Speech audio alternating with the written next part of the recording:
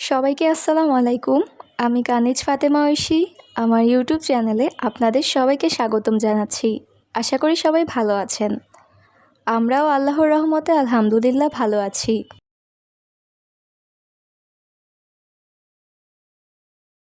তো সকাল সকাল রেডি হয়ে কোচিংয়ে যাচ্ছিলাম, কিন্তু তখন ফোন করে জানতে পারলাম স্যার সেদিন ক্লাস করাবেন না।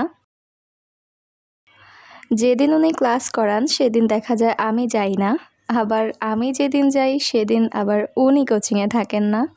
তো কী আর করার, কোচিংয়ে যাব বলে 8টায় উঠেছিলাম, তো তারপর আর যাওয়া হলো না, তাই আরও 2 ঘন্টা ঘুমিয়েছিলাম।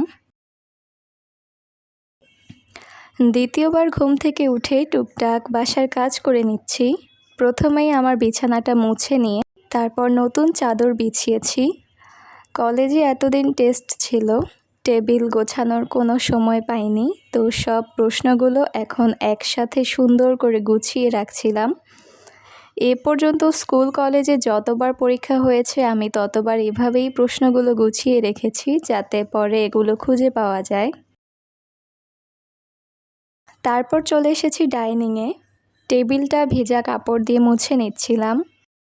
যারা আমার ভিডিও রেগুলার দেখেন তারা হয়তো এই টেবিল ক্লথ দেখতে দেখতে বিরক্ত হয়ে গিয়েছেন, কিন্তু আমাদের বাসায় আমরা কোনো কিছু নষ্ট বা ব্যবহার অনুপযোগী হওয়া পর্যন্ত সেটা ব্যবহার করি।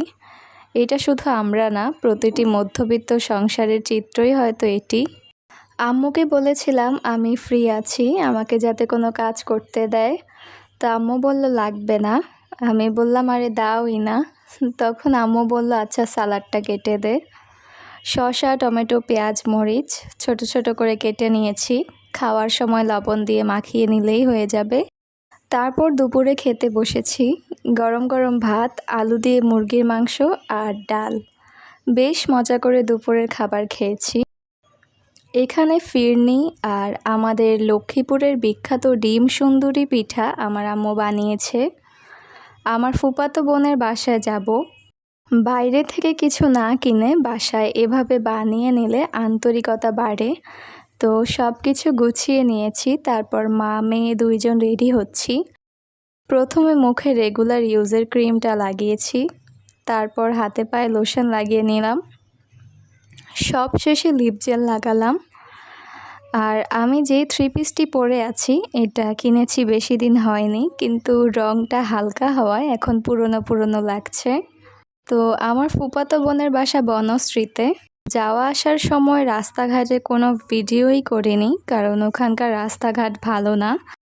তো একেবারে বাসায় গিয়েই ভিডিও করেছি।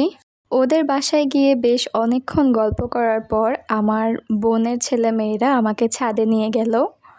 সন্ধ্যার আগে পরিবেশটাও খুব স্নিগ্ধ ছিল। ওদের ছাদের এক কোণে বাগান বিলাসের একটা গাছ ছিল, আর আমি তো বাগান বিলাস অনেক পছন্দ করি। আর এই যে খালামণির পাশে ভাগিনা আর ভাগ্নি দাঁড়িয়ে স্নিগ্ধ পরিবেশ উপভোগ করছে।